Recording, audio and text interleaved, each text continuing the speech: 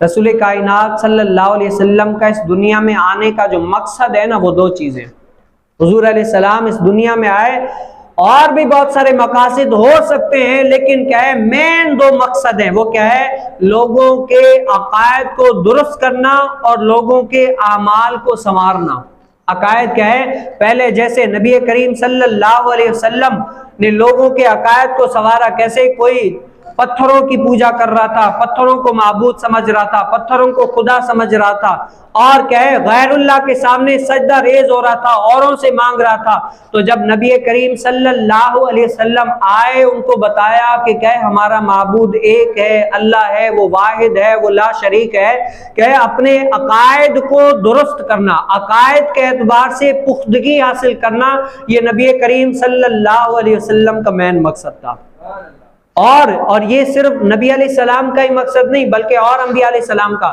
جیسے حضرت سیدنا موسیٰ علیہ السلام، کیا ہے موسیٰ علیہ السلام کے زمانے میں جو لوگ تھے وہ کیا ہے بچڑے کو معبود سمجھ رہے تھے. تو حضرت سیدنا موسیٰ علیہ السلام بھی کیا فرمایا کہ اللہ تعالیٰ ایک ہے، اسی کو مانو جو واحد ہے، ان کی طرف بچڑے کی پوجا نہ کرو.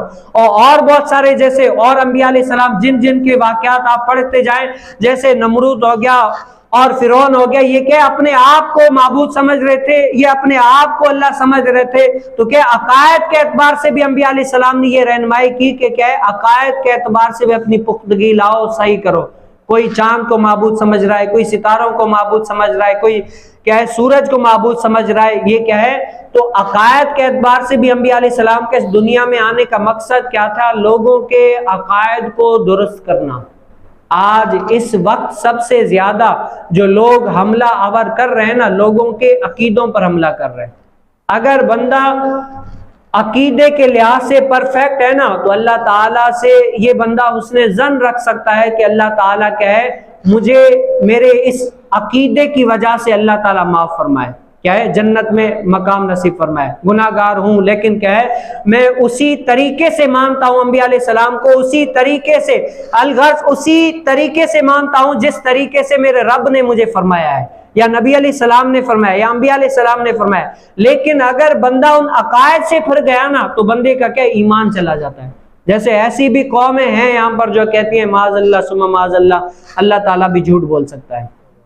اب آپ بتائیں اگر آپ کسی غیر مسلم کو تبلیغ کرنے کے لیے جائیں نا، وہ غیر مسلم آپ سے پوچھیں بتائیں بھائی آپ کے رب کی کیا شان ہے، اگر ان کے عقیدے کے مطابق جو کہتے ہیں بھئی ہمارا رب جھوٹ بول سکتا ہے، اگر ہم ان کو کہیں تو وہ تو ڈائریکٹ یہ کہیں گے اس سے اچھا تو ہم جس کے ہری رام یہ کرتے ہیں یا ان کو پوچھتے ہیں جو ہمارے بت بنائے ہوئے ہاتھوں کے، ہمارا گمان تو یہ ہے کہ یہ بھی جھوٹ نہیں بول سکتے، تمہارا تو خدا ہو کر جھوٹ بولتا ہے، ہمیں اس رب کا کلمہ ہی نہیں پڑھنا.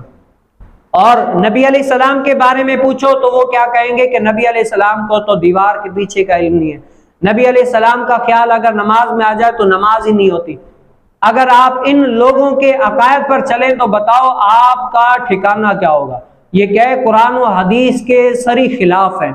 تو کیا انبیاء علیہ السلام کا مقصد کیا ہے؟ اپنے عقائد کو درست کرنا. جب عقائد درست ہوئے نا پھر دوسرا مقصد کیا ہے؟ لوگوں کے اعمال کو سنوارنا. کس طریقے سے اسلام میں اور زیادہ اچھائی کا اضافہ کیا جا سکتا ہے، اسلام میں اور زیادہ اچھائی کس طریقے سے لائی جا سکتی ہے، اپنے اندر کیا ہے برائیاں ہیں ان کو نکال کر اچھائیاں اندر لانے کی ضرورت ہے.